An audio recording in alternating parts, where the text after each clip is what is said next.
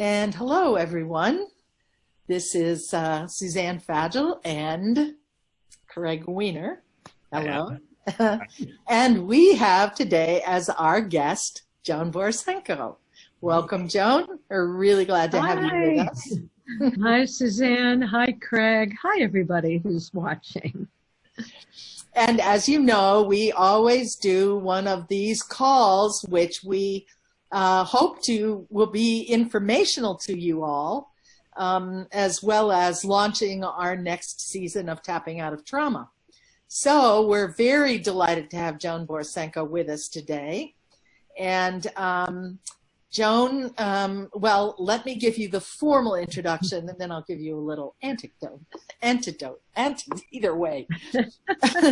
Joan has been and is a rare jewel. She's a respected scientist, she's a gifted therapist, and an unabashed mystic, all of which I can testify to. She's been a powerful and articulate speaker and writer. She has a vision to bring science, medicine, and spirituality together in the service of healing and peace. And she completed both her doctoral and postdoctoral studies at Harvard Medical School in cancer cell biology and behavioral medicine, and returned later as an instructor in medicine. She's a licensed clinical psychologist and co-founder and former director of the Mind-Body Clinic programs at Beth Israel New England Deaconess Medical Center, on which her New York Times bestseller, Minding the Body, Mending the Mind, was based. President of Mind Body Health Sciences, LLC since 1988. She is the author of 17 books on integrative medicine, psychology, spirituality, and women's studies.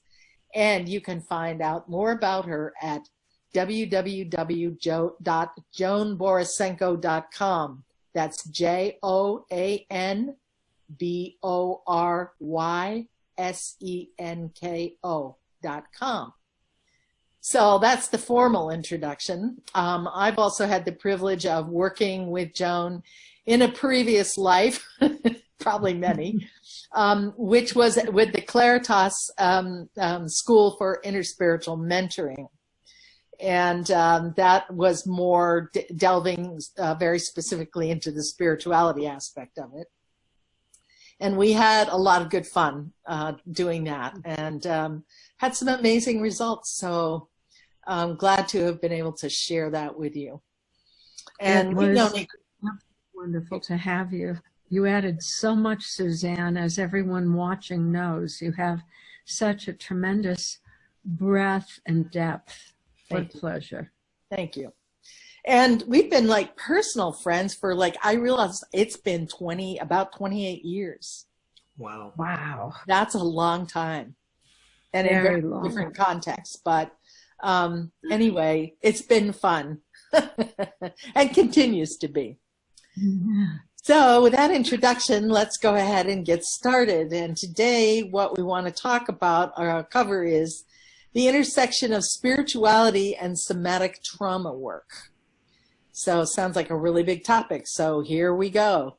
Craig, you want to get the ball rolling? Yeah, I will. And, I want to just set the foundation without any assumptions because, the use of the word spirituality is as large an umbrella as it gets, I think. And given that we're going to be talking about the intersection between somatic trauma work, of which one of those types is EFT, different forms of tapping and energy psychology, which most of our listeners know more about. We're not going to define that as much, but I would like your insight of somehow giving us a groundwork of, if we're intersecting these two things, what do you consider spirituality? Is it religion? Is it something else? Is it a practice? Can you just give us a foundational perspective? Not that that's an easy answer, easy question. I would say that the most comprehensive definition of spirituality is our deepest sense of belonging and connectedness. And, people joke about things like there's an old joke about the Dalai Lama going to the hot dog stand and they asked for his order. And he said, "Oh, make me one with everything." And that may sound like a joke, but I think most of us have had at least moments, little glimmers now and again, when we feel a sense of connection to something larger than ourselves. Certainly, we can feel a sense of connection, most of us, to other people or to pets or to nature. And all of those are spiritual experiences. I'm very taken, Craig, by a definition of spirituality that I learned from Dr. George Vaillant, who's a psychiatrist at Harvard Medical School. He wrote a wonderful, wonderful article on spirituality and psychiatry. And in fact, if you Google Vaillant,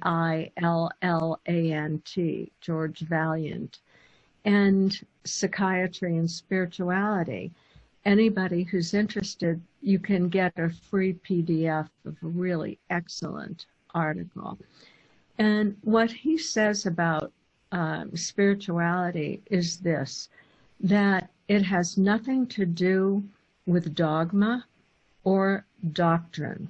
And I think that's important because there are many people who are religious but not particularly spiritual, and people who are spiritual but not religious. Mm-hmm. And what George Vaillant goes on to say is that spirituality, that sense of connection, kind of filters through 8 positive emotions. And those are awe. I think we've all had an experience of awe when suddenly our boundaries drop and we feel really at one with something that lifts us out of our separate self and kind of delivers us to nature as a whole. So emotions like awe, joy, hope, compassion, love, faith, gratitude, these are what he defines as spirituality.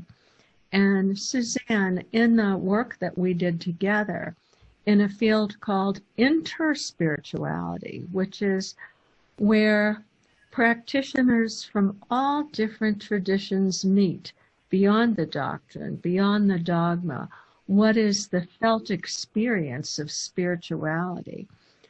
It is like, oh my goodness, here I am present to awe and beauty, overflowing with gratitude, having a sense of such mindful spaciousness and common humanity that I've let go of regrets and resentments and forgiven myself and others. And I would really say that his definition of spirituality is also a great definition of good mental health.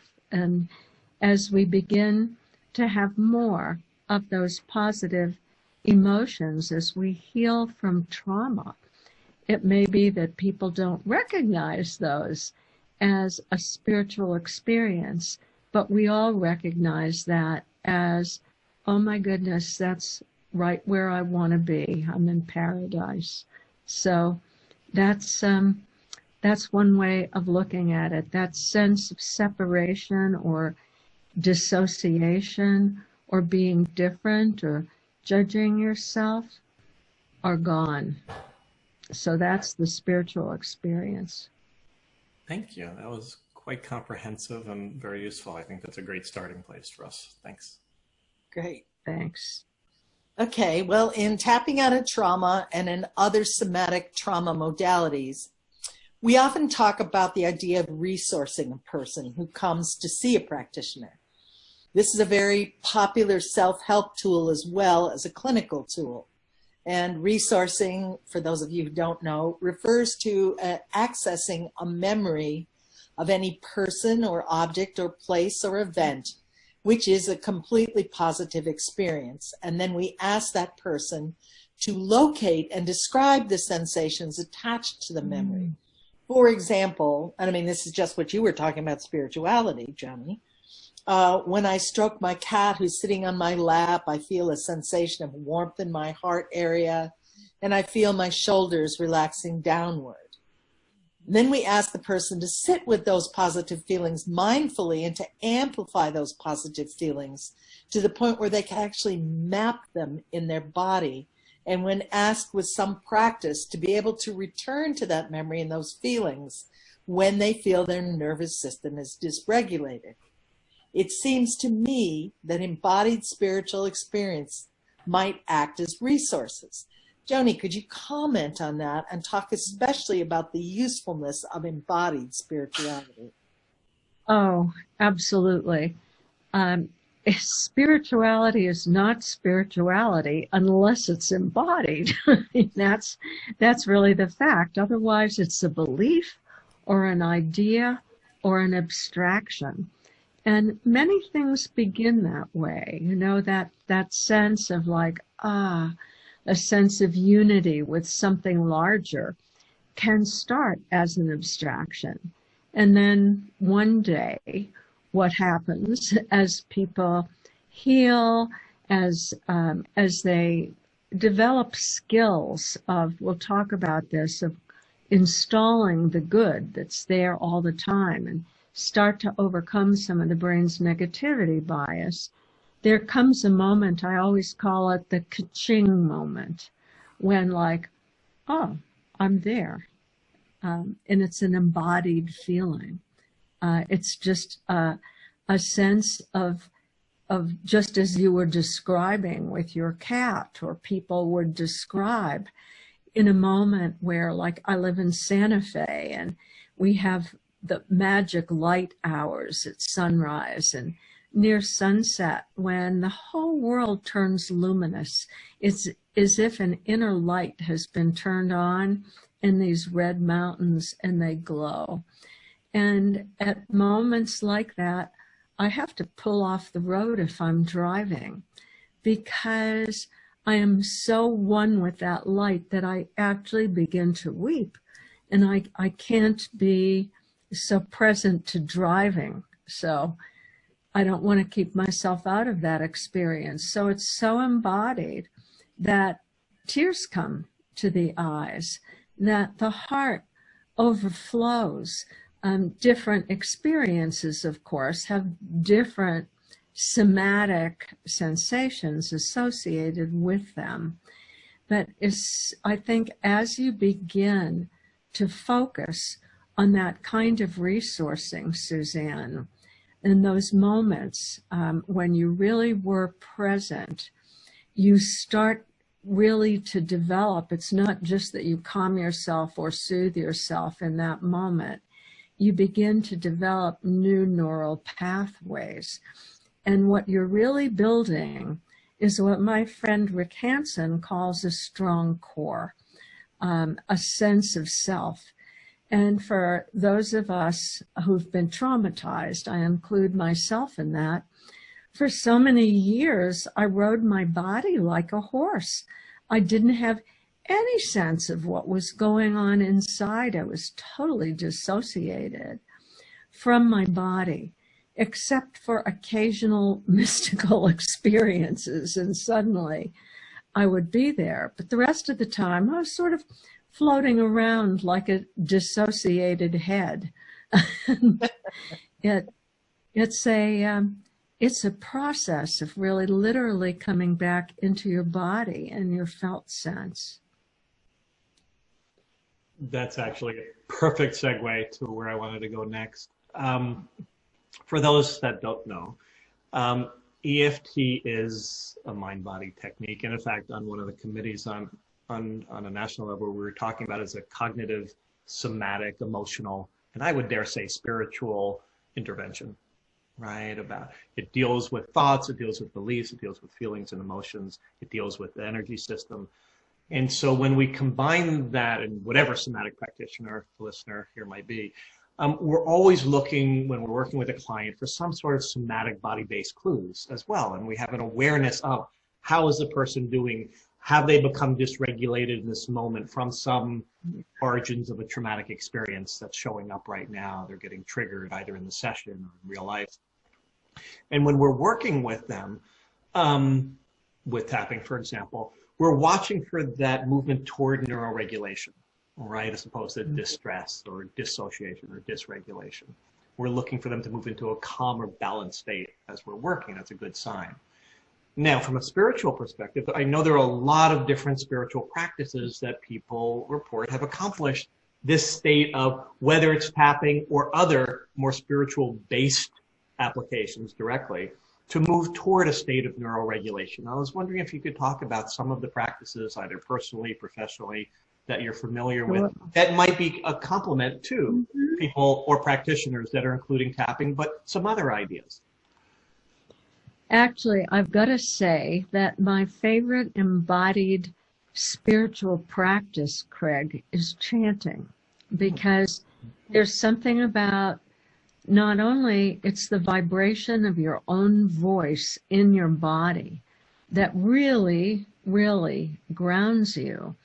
And if you're paying attention as you chant, or if you're chanting with a group, you begin to notice that as people get into the repetition of the chant, the energy field in the whole room changes, and the energy field of individuals change.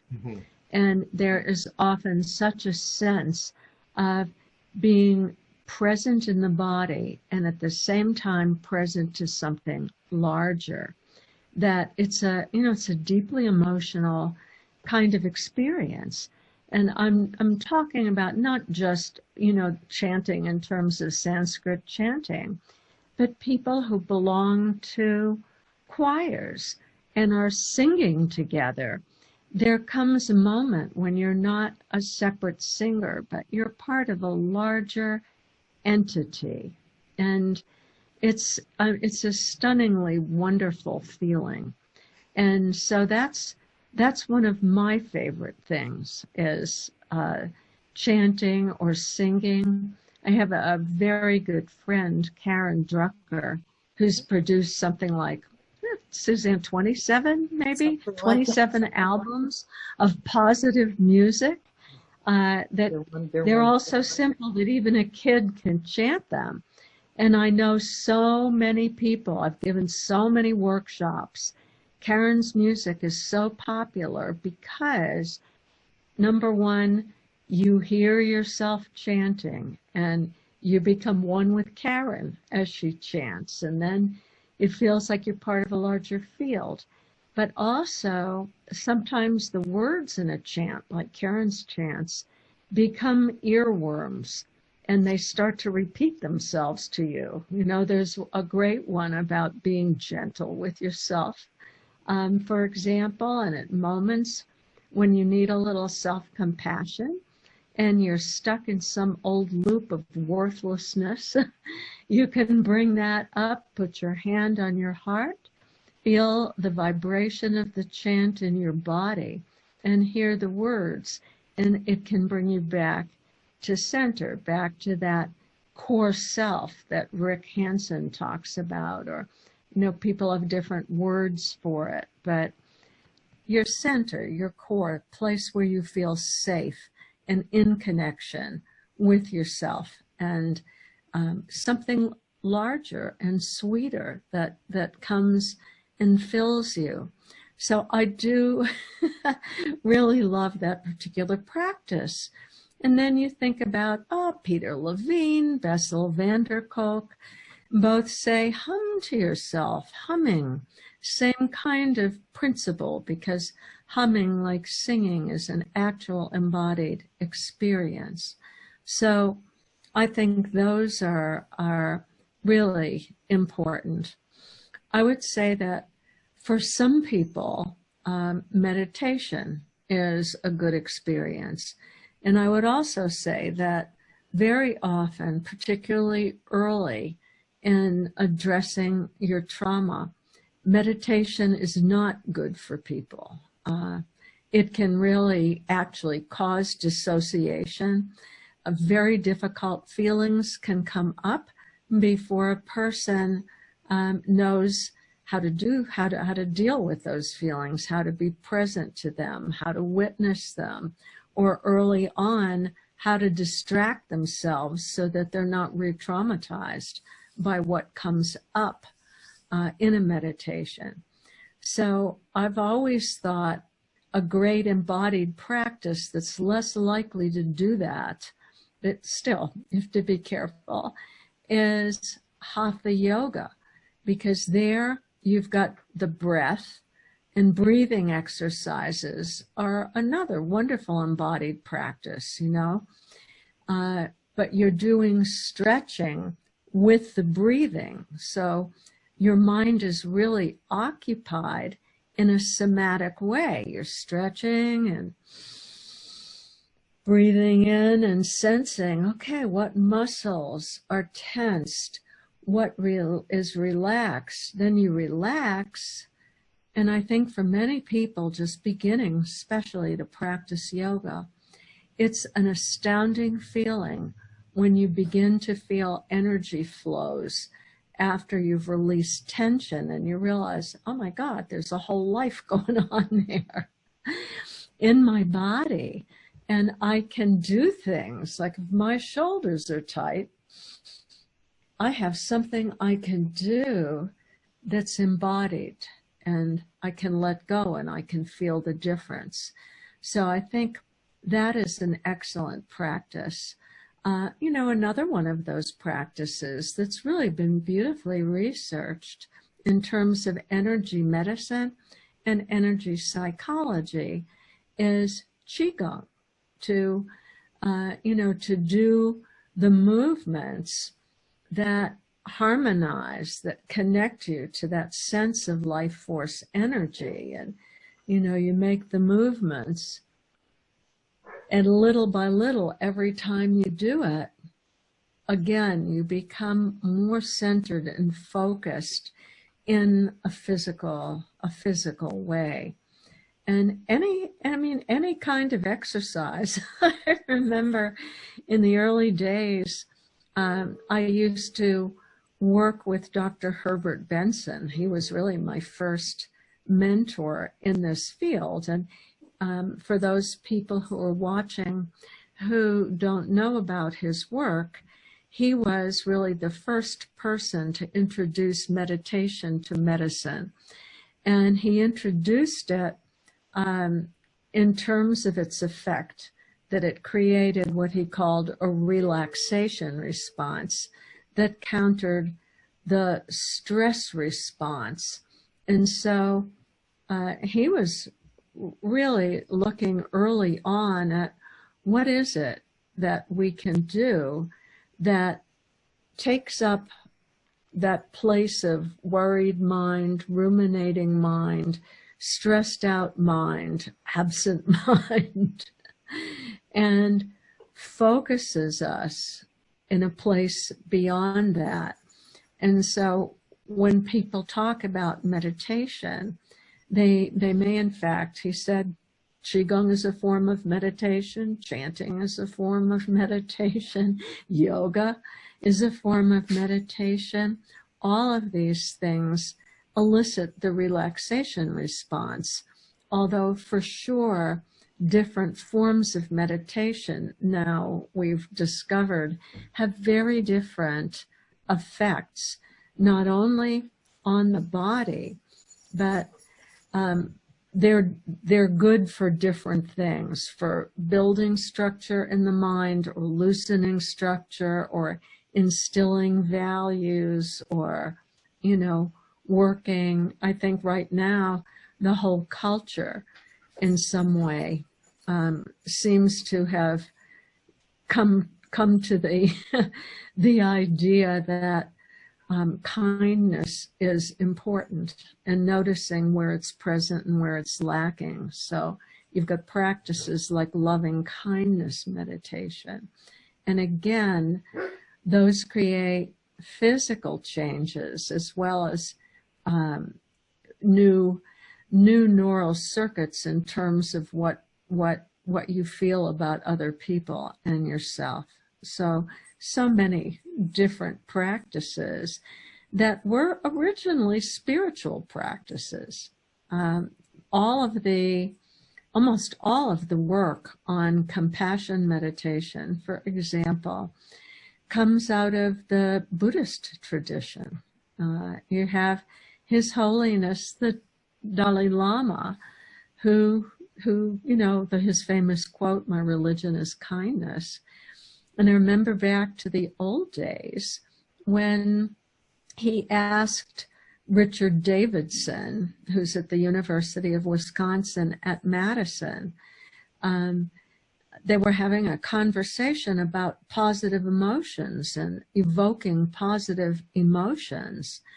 And the Dalai Lama said, well, compassion is the most salubrious of positive emotions because it makes you feel good inside, and you can feel the feeling of goodness. And it's a somatic experience. And as people, get more comfortable with like loving kindness meditation, where you're sending thoughts, good thoughts to yourself, and then in an expanding way out to others, first people that then even people who you don't know, then people who you think of as your enemies, etc., etc. You begin to change your feelings, even feelings of basic trust in other people and in the universe that are so injured by trauma. So all of these are very potentially helpful practices. But as I said, you got to be on the lookout, not to give a person a practice where all of a sudden old traumatic stuff begins to arise for them. People, I think we all have to have a little structure and ability to stay present.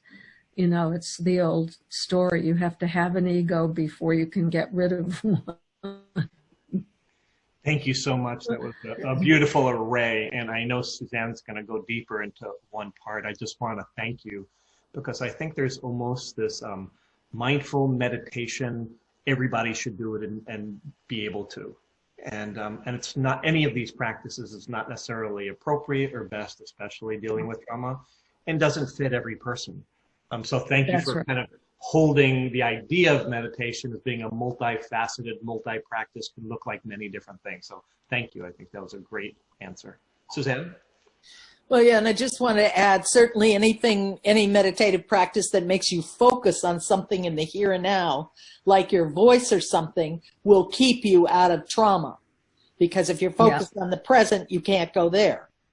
So there's that. And also, one of the other things that struck me about what you were saying is, especially with the loving kindness meditation, it's also sort of an interpersonal neurobiology because you're connecting with someone else as well, both of which are trauma tools. So that leads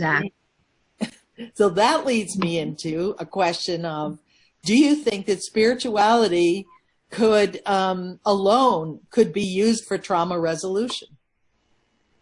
I don't think so, Suzanne, because there are a lot of moving parts here. I think about sometimes it's so important, for example, to do things like an active process of forgiveness. And while forgiveness, the end product, is spiritual, it takes quite a lot, as you know, for any person to let go of regrets and resentments, to let go of the past and to come into the present. And when you've been traumatized, especially early on, excuse me, that's a poodle attempting to leave via the front door. We're all used to this on Zoom calls. The cameo appearances of pets and people. Laughter's good. If you can laugh, that's a really great embodied experience. That So I would say spirituality is more the end result of resourcing yourself and working through trauma than the immediate treatment for trauma. Well, it can certainly be used as an adjunct tool for resourcing during trauma treatment. But yes, I agree with you. As deep practice for curing trauma, no. Okay. So my question is for practitioners out there, and whether they be EFT practitioners, licensed, unlicensed, clinical workers of different types. And so here's a concern and a question I have is, if we look at this idea of spirituality or spiritual practices as potentially being helpful for recovery from trauma work and personal work, I do have some concerns about how a practitioner would bring that in. So how they would bring in a practice of their own. They might mention chanting to somebody that the idea of that literally breaks rapport. Or somebody else might have a religious background for which meditation breaks rapport or connection and doesn't move toward healing. So I would just love if you would talk about guidelines for the practitioner for how they might explore, bring in, integrate the potential of spiritual practices in moving forward in trauma healing work. I think that's a very, very important question, Craig. In fact, so important, because the last thing you want to have happen is to break rapport and to have somebody at the very worst case think that you're trying to convert them to some sort of religious practice. So often I don't even use the word spirituality. For example, when Herbert Benson decided to call what forms of meditation eliciting the relaxation response, I thought that was great, because he was talking about changing physiology. He was not using a word that for many people is a loaded word. Nonetheless, I remember a client who came into the clinic when I was running a mind-body clinic, and she said, I really want to change my physiology, but I'm thinking this is meditation. And meditation, you know, as far as I'm concerned, is the work of the devil. And so we had to go from there. I said, well, any process where you're not ruminating and thinking about something else and you're just being present is going to change your physiology, because the stress comes from the stories that you're telling yourself all the time about the world around you. So let's see what would make sense to you and what would feel good. And as we talked about it, I said to her, you know, tell me, you're a worshipful person. What is your form of worship like? And we had a discussion about it. And then I said to her, how would it be if you simply used a prayer that's already familiar to you? And that's what we did. We used, you know, the Lord is my shepherd. And that was fine for her. She would just focus on the Lord is my shepherd. And I would say, well, when you say that, you know, what's the feeling of it? How do you feel? And she would say, oh, you know, protected or calm. And we would go from there. But she was the one in charge and understood that the whole point of what we were doing was to stop the rumination and allow her to be present enough to pray. So I think listening is the most important thing for people. I mean, if somebody said to me, boy, when do I feel really good? When does my mind stop? I'm in a rock and roll chorus, then I might follow up on that. And it's the, you know, when you think about something like yoga, again, it's verbiage. If you talk about stressing, stretching and relieving tension and just noticing what happens to your shoulders when you stretch out on the in-breath and let go on the out-breath, it doesn't ring any bells for people.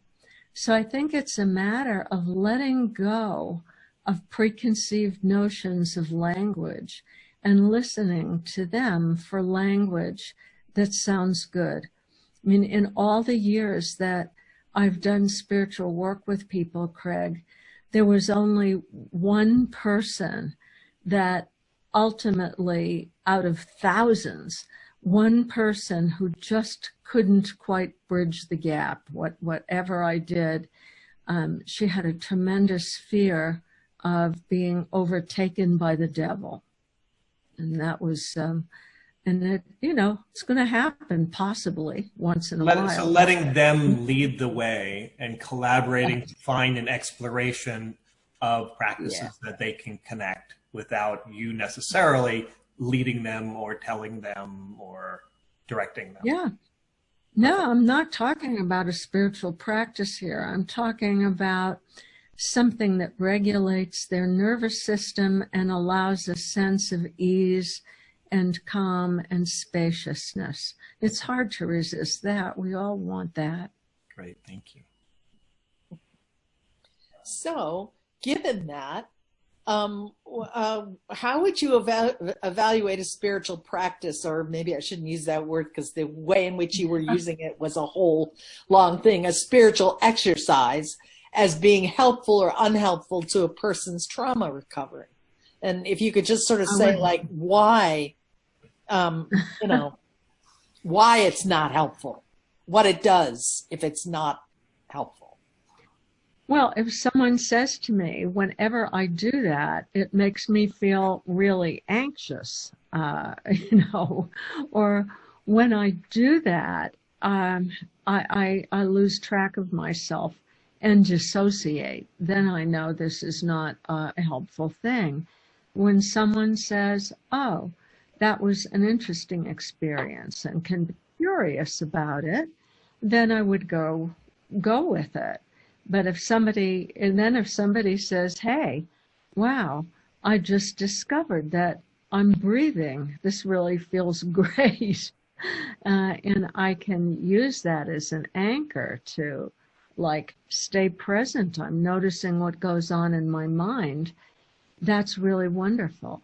But one of the things that I think is very important for people is the ability to cultivate being present, because in trauma you're absent. It's a disorder of presence in a certain way.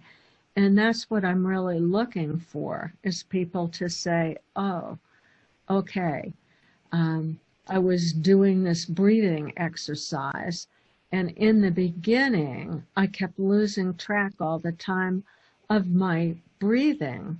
But now I'm finding, oh, really, I'm noticing more and more about the breath. And that's what I want to see, is more of the capacity to be present in the moment and to notice and witness where your mind goes, and then cultivate that capacity to come back out of it again. That's what I'm really looking for. Thank you. I like that idea of trauma by nature takes us away from the ability to be present. That's really, I think it's useful. It's non-pathological. It's just, I think it's a useful way of viewing it. So thank you. So the spirit will call these spiritual practices that we're talking about, but really they're just about presence, embodied presence. And we're looking at it through that lens, but we could have energy practices. We could call it different things, but it's about the ability to connect with self and be present in spite of trauma. Yeah.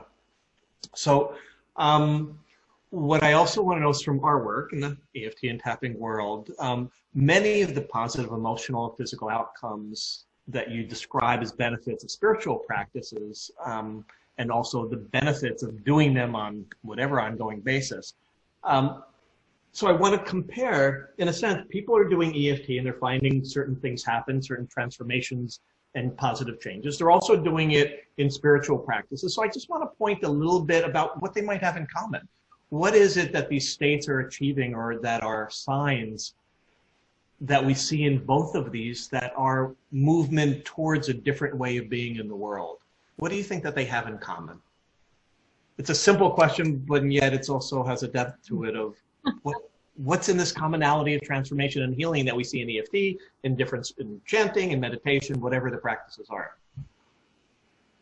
I think the basic thing is that you're not so wedded to the stories in your mind, that what can develop is more of a curiosity and an ability to say, I know that story, and it does not lead to a good place. So knowing that, what tools do I have at my disposal to interrupt that same old story that repeats and repeats and repeats? So it's that growing capacity, which can take a long time to grow. And in other people, maybe less time, maybe with EFT, to begin to notice that you tell yourself the same old story. It never ends in a good place. What can I do to come out of that? Okay. So a bad story short-circuiting practice. Right. I like that. Well, I think also that, in EFT, we have this setup statement, which is, even though and you name the negative experience, because you start with the negative in EFT, I deeply and completely accept myself, which is the second half of the setup statement. So you've got the negative and the positive. And of course, as we all know, in any kind of somatic trauma work, the whole idea is to reduce the negative and increase the positive. And I know some people are like, well, why? We're starting with the negative. But I mean, the reality is, if it's a negative experience, you have to look at it. I think that what we're more interested in is how can we, in this oscillating a technique that we know works to re-regulate the nervous system, how can we what tools can we bring that will really weigh more on the positive side and help us transform to a more positive outlook? Well, I'm really fond of Rick Hanson's work. I have the pleasure of teaching with Rick once a month. And in case you haven't read his new book, Neurodharma, I think it's very important. But, his book, Resilient, is an excellent place for anyone to start, for every practitioner to read a book like that. And sometimes it's very, very helpful for clients. But Rick is really talking about self-directed neuroplasticity.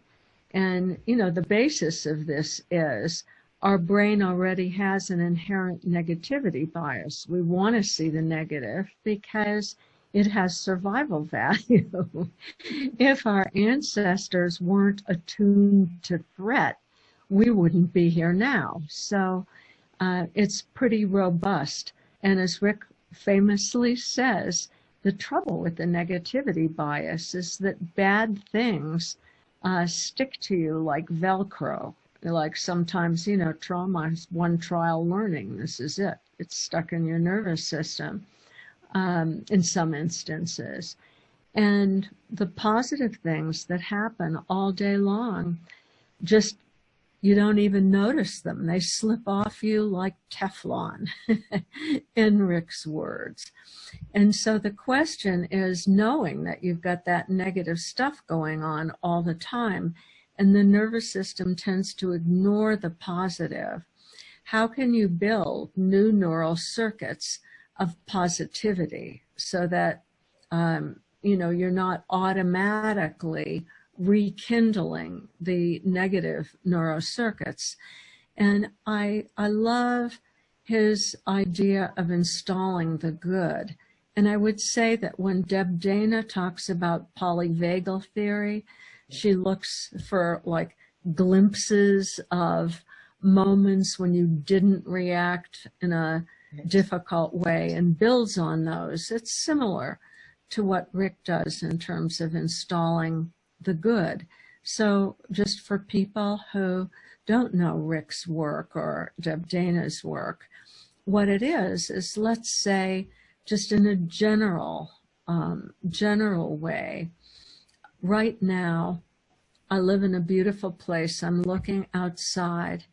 It's going to rain, which is fantastic. I live in Santa Fe. It's dry, so I am so thrilled to see the clouds and to see that rain is going to come, that I have this excitement and hopefulness and anticipation and good feeling inside me just from looking at the rain clouds. And if I hang with that feeling, you know, really get curious about it, like, oh, wow, it's a very expansive feeling, that sense of hope, that sense of anticipation, of excitement. Actually, it's joyful. I feel a bubbling sensation inside me. If I really look carefully at what I'm feeling, what happens within 10 to 20 seconds, according to the research, is I start to form new synapses, new neural circuitry, and I start to look for the good. And Suzanne, I think this would interest you from a spiritual perspective. Now we know the neuroscience of several times a day, hopefully, noticing something good and installing it. I'm going to remind you of work you know very well, and that's the work of Brother David Steindl-Rast, who wrote a beautiful book called Gratefulness, the Heart of Prayer.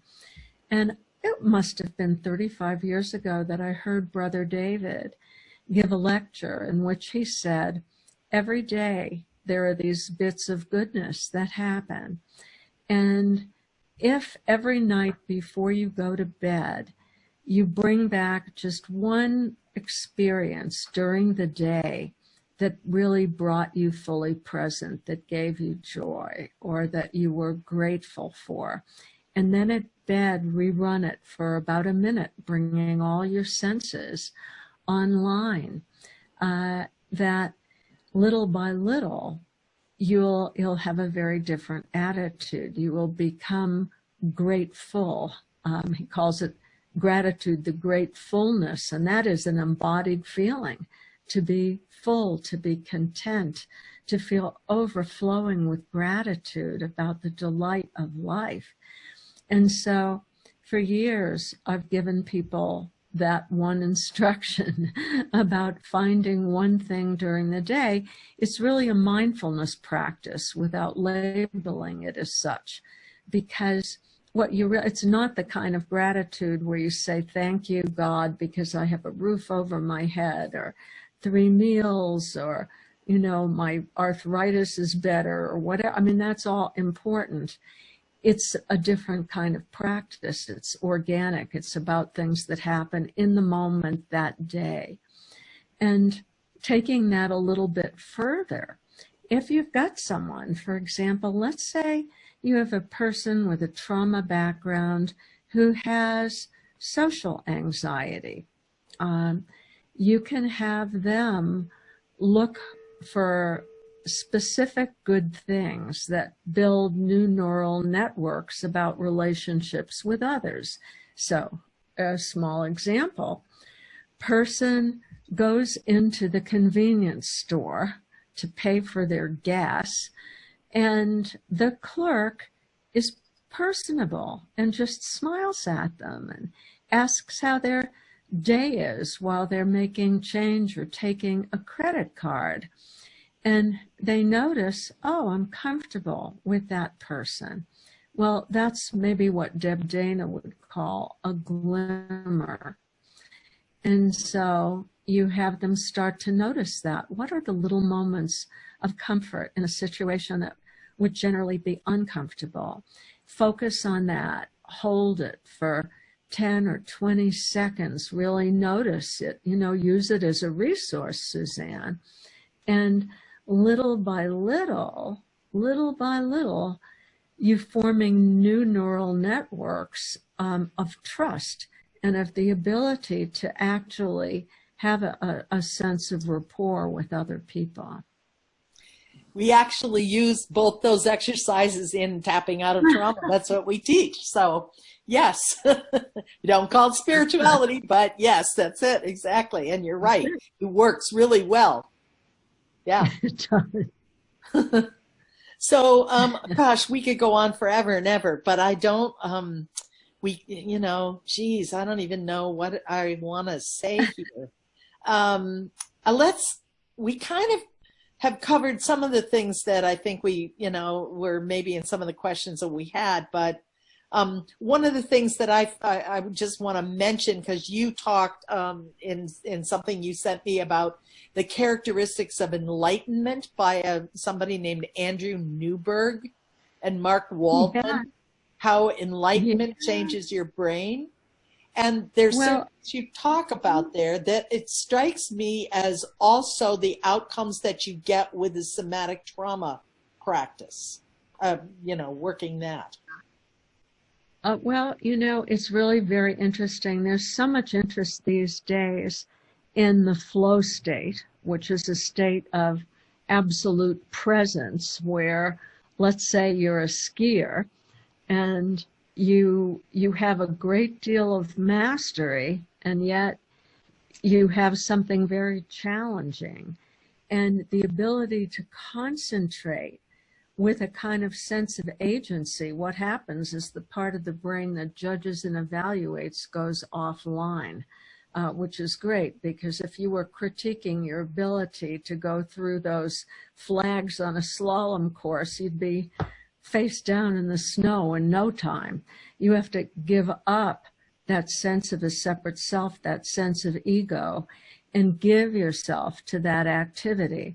So particularly, people in Silicon Valley, they're very interested in flow state because it's the most highly creative state. Can you be in that when you're trying to invent something, to create something, to brainstorm about something?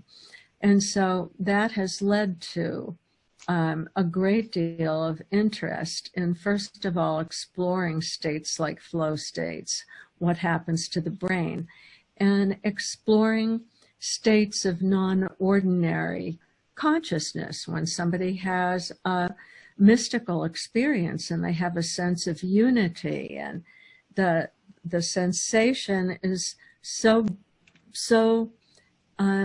powerful and blissful that it's ineffable. There are no words for it. So there's now a whole lot of research going on about those states.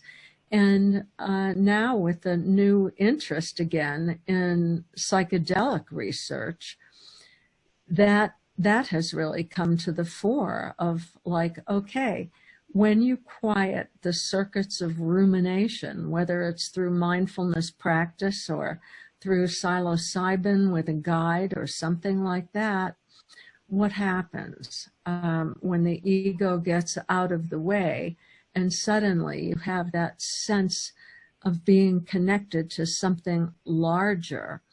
What happens? And in some cases, what happens is you get almost a miraculous cure for people who used to ruminate or have certain fears or traumas. And I think that's a very interesting field of research and all the neuroscience that attends to it. I know that right here in Santa Fe, the FDA has fast-tracked research with MDMA and trauma. and there's a government-funded research protocol training guides to use these substances with people to change the brain in a very profound and lasting way by, like, oh my goodness, when I quit thinking those old thoughts, what is underneath is quite remarkable. And so there's all of this research, I think, is really fascinating, and hopefully will lead us to better treatments across the board. You know, however it is, I'm not suggesting that everybody is going to have an MDMA or psilocybin treatment, but that what we learn from it may be very germane to how we set up skills, practices, and resources for people in a way that can lead them to a similar place. I love the distinction you made in different questions, though. One was the application of a therapeutic practice to short circuit a change of like ruminating thoughts, whether it's tapping or whatever else. But then beyond that is this transformational change, yes, right? And dare I call it permanent, but pointing towards that. In other words, something that has been healed, changed, reconstructed, neurally wired differently. So now it's not actually taking an active intervention practice to do, fix, do, that it has been rewired, that I'm no longer triggered by that experience. And that's something, you know, I would love to see someday, you know, and grants, et cetera, to look at, because we see that so often in the tapping world where people have worked with trauma and now they're just not triggered anymore and really trying to understand that process that you're pointing to here, yeah, like an MDMA, like a psilocybin experience, where we're seeing more and more single experience, single interventions with some of these applications that don't require repeated use over and over. So I love that little exploration. Yes. If you think about all the traumatized people in the world, my God, the people in refugee camps, you begin to think, who isn't traumatized? There would never be enough therapists to work with all the people who need it. Right. So I think that is an active area of research. What can we do that could make treatment like that, a real transformational change in fewer sessions? You know, it brings to mind, Craig, near-death experiences. How people come back, that's, you know, it happened, it took 2 minutes or 3 minutes, and their view of the world is so different. Right. It's like they've simply stepped out of an old frame of reference, and the triggers from that, they're no longer relevant. Right. So that's, I mean, that's really the hope. Yeah. So, worth investing in exploring, you know? Right. Yeah. And with all of these, it's either a finding or a restoration of a core self, which then allows for an expansiveness as well as a sense of calmness and well-being. And God knows the world needs that. Yeah. Yeah. Absolutely.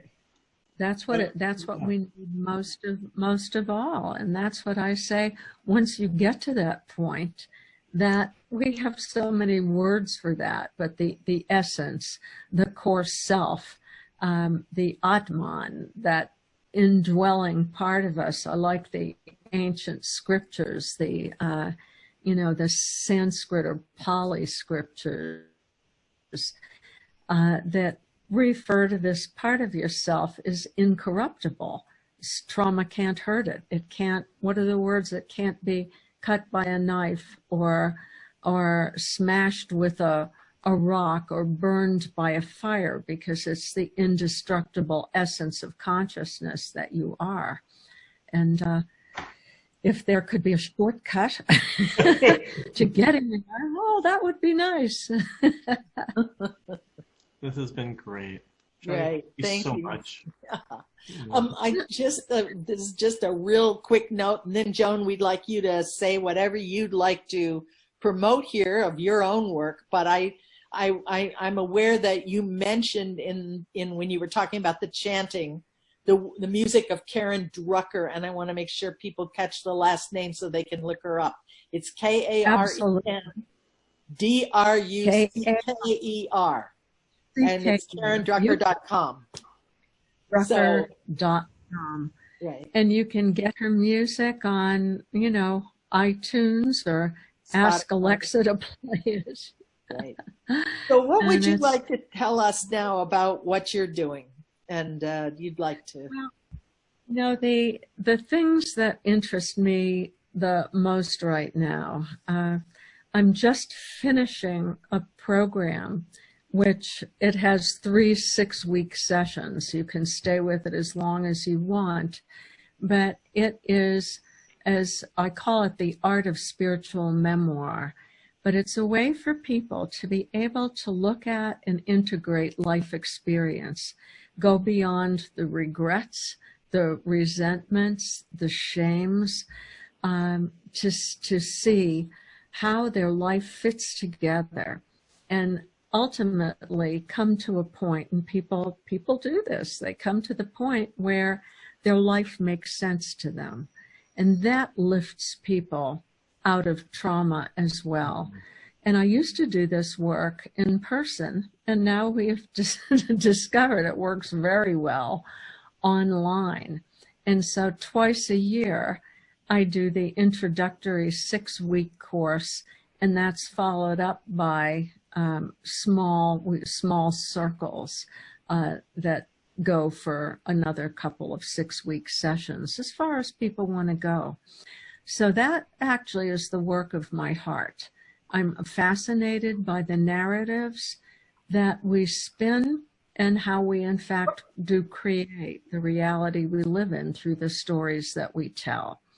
So that's one thing I do. I have a great program called Neuroscience and Narrative, which spirituality, neuroscience, and narrative.